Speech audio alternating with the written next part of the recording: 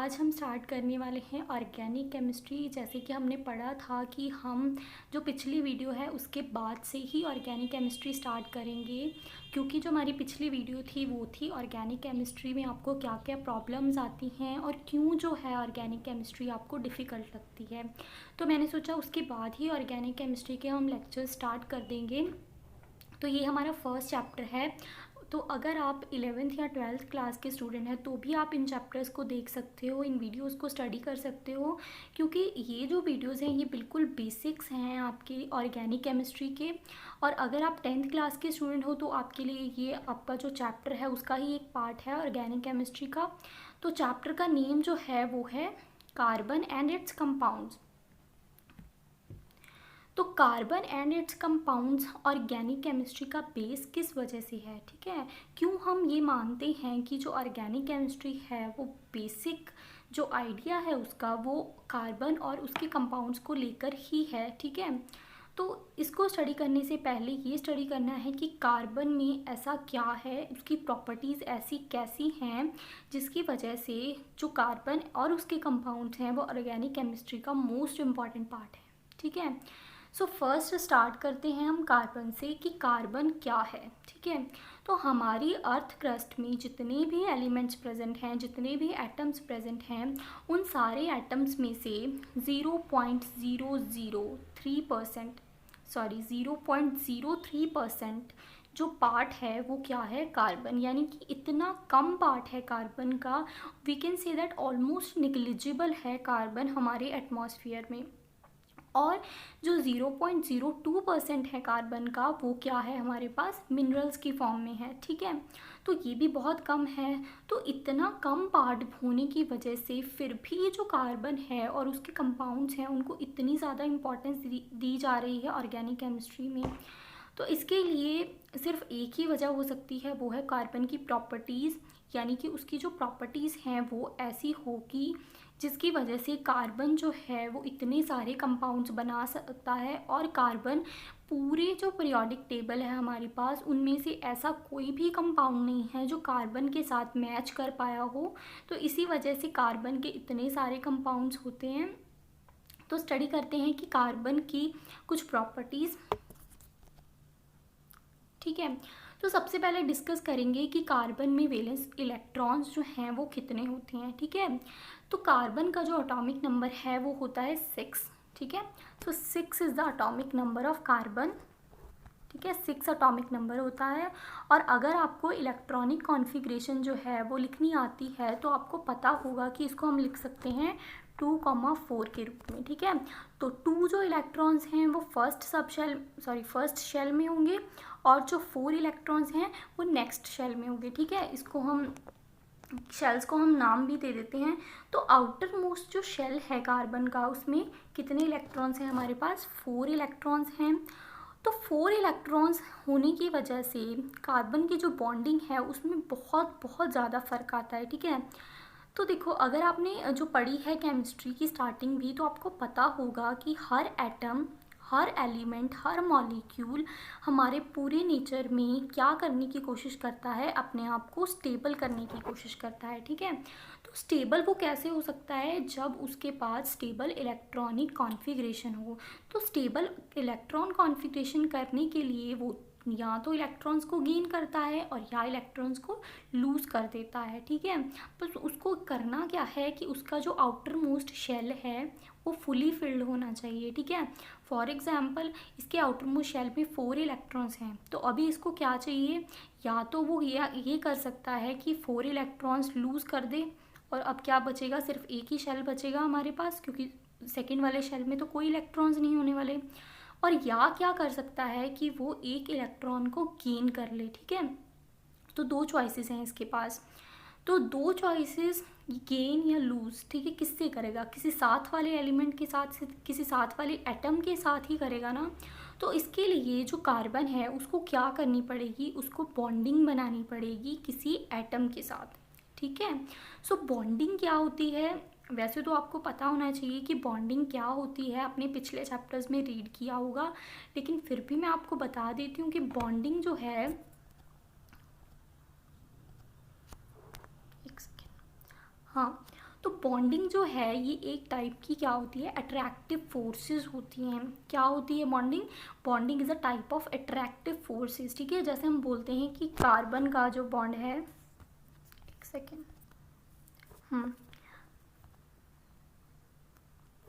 Carbon का जो bond है वो है हाइड्रोजन के साथ, ठीक है।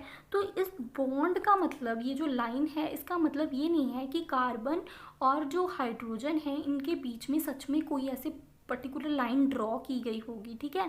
तो कार्बन और हाइड्रोजन के बीच में इस बॉन्ड का मतलब ये है कि कार्बन और हाइड्रोजन, इन दोनों के जो वैलेंस इलेक्ट्रॉन्स हैं, इन दोनों के बीच में कुछ अट्रैक्टिव फोर्सेस एग्जिस्ट करती हैं। उन फोर्सेस को, मतलब जिसकी वजह से कार्बन और हाइड्रोजन, इन दोनों के जो वैलेंस इलेक्ट्रॉन्स हैं ये आपस में बिल्कुल जुड़ के बैठे हुए हैं, तो इन अट्रैक्टिव फोर्सेस को हम बोलते हैं कि बॉन्ड है, ठीक है।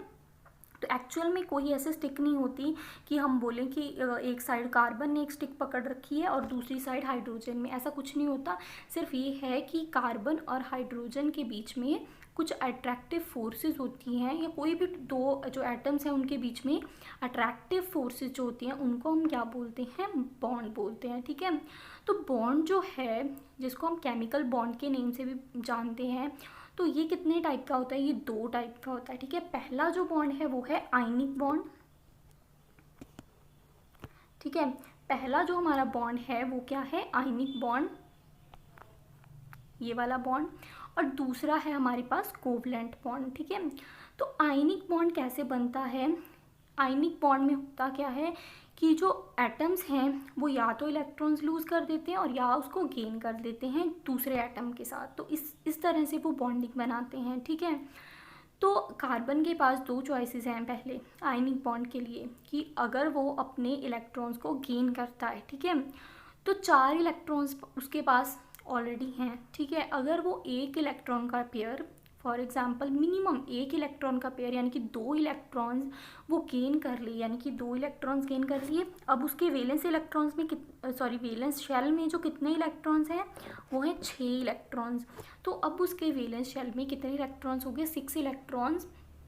लेकिन जो कार्बन है उसका जो साइज़ है वो इतना छोटा है कि कार्बन का न्यूक्लियस इतनी शक्ति नहीं रखता कि वो 6 इलेक्ट्रॉन्स को अपने पास हैंडल कर सके, ठीक है।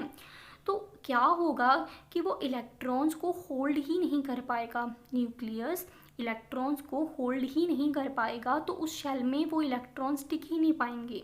सो ये जो ऑप्शन है कि जो कार्बन है वो आयनिक बॉन्ड बना सकता है इलेक्ट्रॉन्स को गेन करके, ये ऑप्शन तो क्रॉस हो गया कि वो गेन नहीं कर सकता इलेक्ट्रॉन।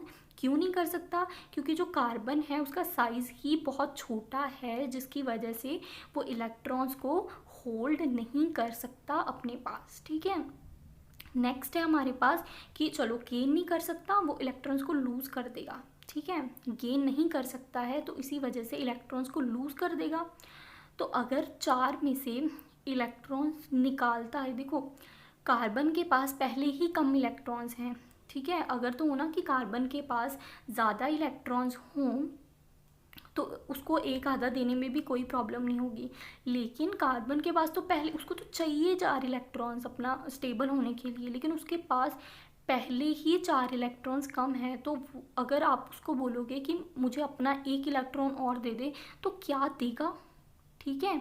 तो उसको वो इलेक्ट्रॉन्स लूज़ करने के लिए बहुत एनर्जी देनी होगी, ठीक है। तो अगर आपको किसी भी एलिमेंट को या किसी भी एटम को स्टेबल होने के लिए बहुत ज़्यादा एनर्जी देनी पड़े, तो वो एक वैलिड जो है वो बॉन्ड नहीं बनेगा। वैलिड बॉन्ड क्यों नहीं बनेगा? क्योंकि देखो मैंने बोला कि जो नेचर है उसमें हर एटम हर एलिमेंट क्या करता है, स्टेबल होने का ट्राई करता है, ठीक है। लेकिन अगर स्टेबल होने के बदले उसको बहुत ज़्यादा एनर्जी सप्लाई करनी पड़े तो वो स्टेबिलिटी नहीं चाहेगा, ठीक है। ऐसी स्टेबिलिटी अगर हम डेली लाइफ में देखें तो ऐसी स्टेबिलिटी कोई ह्यूमन बीइंग भी नहीं चाहेगा कि अगर वो स्टेबल तो हो लेकिन बदले में उसको अपने जो बहुत ज़्यादा अपनी मनी जो है वो लूज़ करनी पड़े, ठीक है। स्टेबल होने का मतलब ये नहीं है कि आप स्टेबल हो जाओ, ठीक है, लेकिन उसके बदले में आपके पास जो भी चीज़ें हैं वो आपको देनी पड़ें, ठीक है। तो नेक्स्ट जो हमारा पॉइंट था कि वो लूज़ कर ले इलेक्ट्रॉन्स, तो वो लूज़ भी नहीं कर सकता। तो इसका मतलब ये हुआ कि हमारा जो दोनों पॉइंट थे जिसके साथ जो कार्बन है वो आयनिक बॉन्ड बना सकता था, तो वो दोनों पॉइंट ही क्रॉस हो गए। इसका मतलब ये है कि जो कार्बन है वो जो आयनिक बॉन्ड है वो नहीं बना सकता, ठीक है। तो अब कार्बन के पास क्या चॉइस है कि वो कौन सा बॉन्ड बनाए, वो बना ले कोवलेंट बॉन्ड। तो अब कोवलेंट बॉन्ड क्या होता है, तो कोवलेंट बॉन्ड जो है वो बेसिकली एक वैसा बॉन्ड है जिसमें ना तो वो जो भी एलिमेंट है या जो भी एटम है ना तो उसको गेन करने पड़ते हैं इलेक्ट्रॉन्स, और ना ही साथ वाले के साथ उसको लूज़ करने पड़ते हैं, ठीक है। तो वो क्या करते हैं, इलेक्ट्रॉन्स को शेयर कर लेते हैं आपस में, ठीक है। जैसे किसी क्लासरूम में मान लो दो फ्रेंड्स हैं, ठीक है। तो एक के पास एक कैंडी है और दूसरे के पास दूसरी कैंडी है, ठीक है। तो देखो अगर दूसरा एक जना, फॉर एग्जांपल दो फ्रेंड्स हैं, ए फर्स्ट है ए, इसके पास ये रही एक कैंडी और ये रहा बी, ठीक है, इसके पास दूसरी कैंडी है, ठीक है। तो अगर ए बी को दे देगा अपनी जो कैंडीज़ हैं, ठीक है, जिसके पास ए की कैंडी है, तो ए के पास क्या बचेगा, कोई भी नहीं, ठीक है। और सिमिलरली अगर बी दे देगा तो क्या बचेगा, बी के पास उसके खुद के पास कुछ भी नहीं बचेगा। तो ए और बी क्या करते हैं, इन दोनों कैंडीज़ को क्या करते हैं, शेयर कर लेते हैं। तो कैंडीज़ भी अगर आप ना सोचो तो कॉइन्स सोच के देखो कि एक के पास एक कॉइन है और बी के पास दूसरा एक कॉइन है, तो दोनों एक दूसरे को लेने देने की बजाय क्या करते हैं, इन कॉइन्स को शेयर कर लेते हैं। अब दोनों के पास कितने कितने कॉइन्स हैं, दो दो कॉइन्स हैं, क्योंकि इसमें इसका भी शेयर है और जो बी वाला कॉइन है उसमें ए का शेयर है, और जो ए वाला कॉइन है उसमें किसका शेयर है, उसमें बी का शेयर है। तो दोनों क्या करते हैं, उन इलेक्ट्रॉन्स को, उन कॉइन्स को, कुछ भी देखो तो उनको क्या कर लेते हैं, उनको शेयर कर लेते हैं। तो इस शेयरिंग को, यानी कि जो एक ए और दूसरे बी के बीच में हो रही है, उन शेयरिंग को हम क्या बोलेंगे, दैट इज़ कोवलेंट बॉन्डिंग। तो कार्बन भी ऐसा ही करता है, ठीक है। तो कार्बन भी ऐसा करता है, क्योंकि कार्बन क्यों ऐसा करता है, क्योंकि वो गेन भी नहीं कर सकता और लूज़ भी नहीं कर सकता इलेक्ट्रॉन्स को। तो उसके पास एक ही चॉइस है कि वो क्या करे, वो शेयर करे। तो इसी वजह से कार्बन जो है वो अपने इलेक्ट्रॉन्स को क्या करता है, उनको शेयर करने की कोशिश करता है। इसका मतलब अब हमने देख लिया कि जो कार्बन है वो क्या करता है, बॉन्डिंग में कोवलेंट बॉन्डिंग करता है, ठीक है, आयनिक बॉन्डिंग नहीं करता। कार्बन में कौन सी बॉन्डिंग होती है, कोवलेंट बॉन्डिंग, ठीक है। तो देखो अब कोवलेंट बॉन्डिंग कैसे होती है वो हम डिस्कस करेंगे।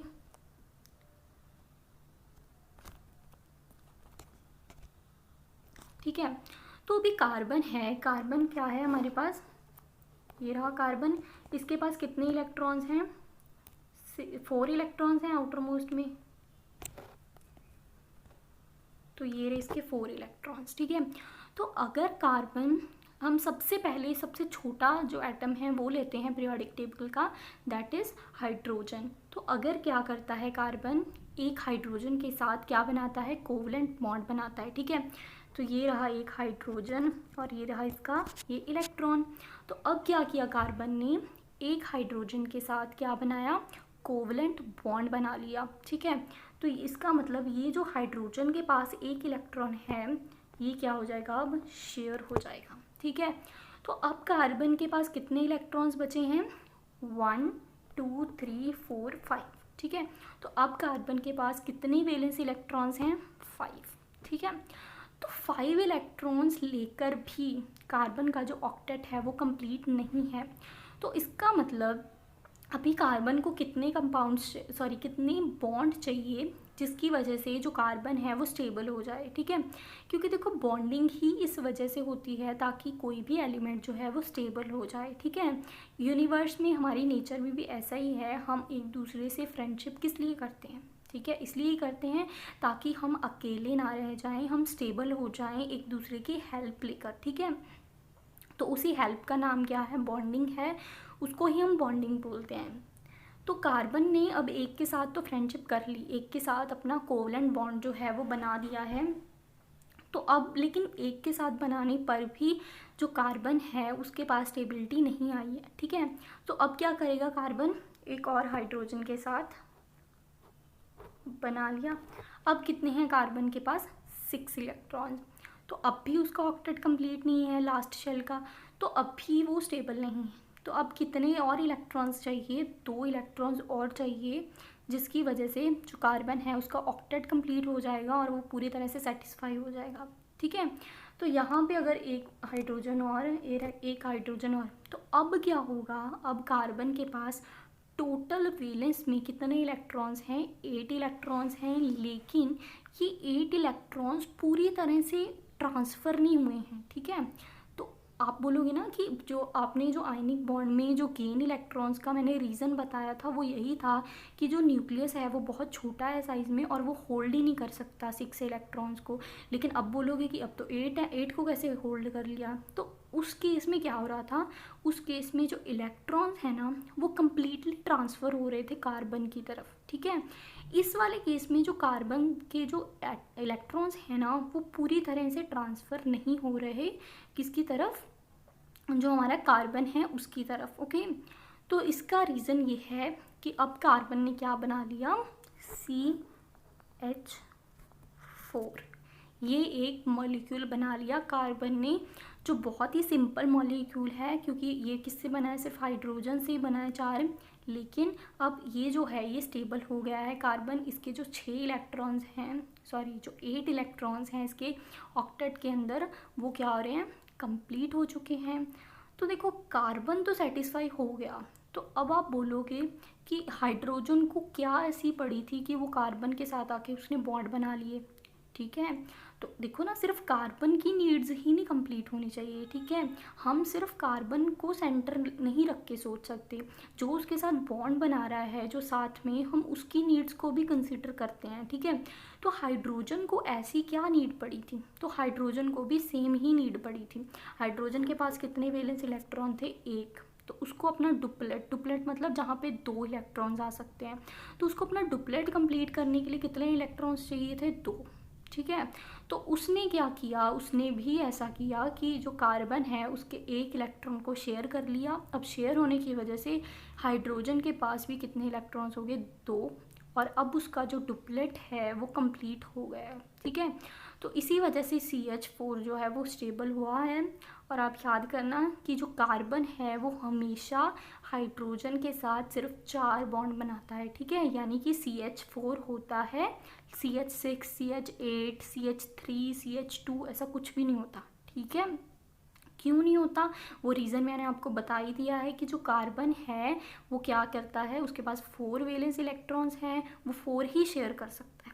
ठीक है, देखो 1 शेयर करने का भी कोई फ़ायदा नहीं है क्योंकि उसका ऑक्टेट नहीं कंप्लीट होगा, 2, 3 किसी को भी शेयर करने का कोई फ़ायदा नहीं है क्योंकि उसका ऑक्टेट कंप्लीट नहीं होगा। ठीक है, तो उसको 4 ही शेयर करने पड़ेंगे, तो 4 शेयर कर ले तो CH4 बना दिया। लेकिन अगर आप बोलोगे कि CH5, CH6 बनाता है, CH6 कैसे बनाएगा, क्यों बनाएगा वो CH6, क्योंकि उसके पास वैलेंस इलेक्ट्रॉन्स ही नहीं है अब। ठीक है, उसके पास 4 थे, उसने अपने 4 शेयर कर दिए। अब CH5, CH6 बनाने के लिए उसको और वैलेंस इलेक्ट्रॉन्स चाहिए, तो शेयरिंग के लिए अब उसके पास इलेक्ट्रॉन्स नहीं हैं, तो अब क्या है, वो जो बॉन्ड है वो नहीं बना सकता। तो बॉन्ड नहीं बना सकता तो CH6, CH5, CH8 ऐसा कुछ भी नहीं होता, सिर्फ CH4 ही होता है। ठीक है, तो ये था सबसे बेसिक जो एलिमेंट है, बेसिक कंपाउंड है कार्बन का, फर्स्ट वाला वो था। तो ये एक इंट्रोडक्टरी जो लेक्चर था आपका ऑर्गेनिक केमिस्ट्री का। इसके बाद हम डिस्कस करेंगे इसकी ही प्रॉपर्टीज़। ठीक है, कि कार्बन की ऐसी क्या वर्सटैलिटी है जिसकी वजह से जो कार्बन है इतने सारे कंपाउंड्स बना रहा है। तो नेक्स्ट हम डिस्कस करेंगे यही, कार्बन के बारे में ही कंटिन्यू करेंगे। और अगर आपको ये वीडियो अच्छी लगी तो प्लीज़ लाइक कीजिए, और अगर कोई भी प्रॉब्लम है तो प्लीज़ कमेंट कीजिए और चैनल को सब्सक्राइब कीजिए। Thank you so much.